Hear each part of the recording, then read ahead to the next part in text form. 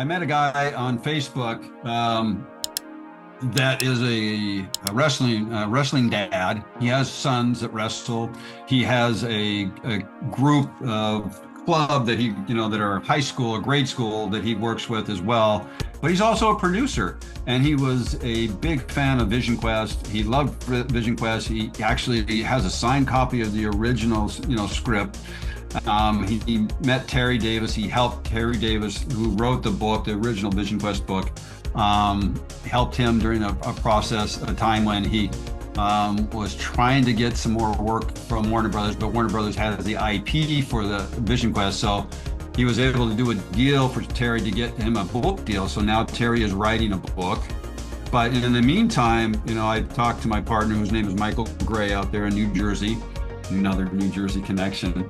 And we decided, we're not going to wait for a movie, second. We're not going to try and reboot it. We're not going to try and do a Vision Quest 2, but we just love the idea of a series. And so it's similar to 30 years later, kind of like a Cobra Kai concept, where we looked at these characters to see where they are now and kind of go back and visit what happened to them right after that big match. What happened to Matthew? What happened to Shoot? Why did Shoot lose? What was going on in Shoot's life? Where did that take Matthew? What did Matthew do with that? Did he end up wrestling in college, or did he become, a doctor? We don't know. So we got a lot of questions we want to answer in this, but it's a series that's a little gritty, and it's going to again have wrestling in it. And both parents will have kids that will be wrestling.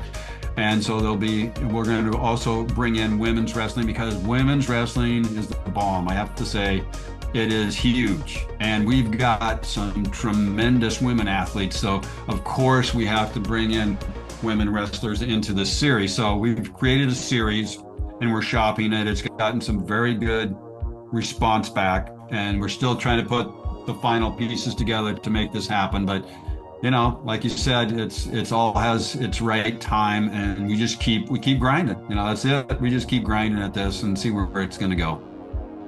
It's so interesting you mentioned kind of that Cobra Kai connection, because during COVID, we had a sister podcast that we did with our cousins, and we would do watch-alongs.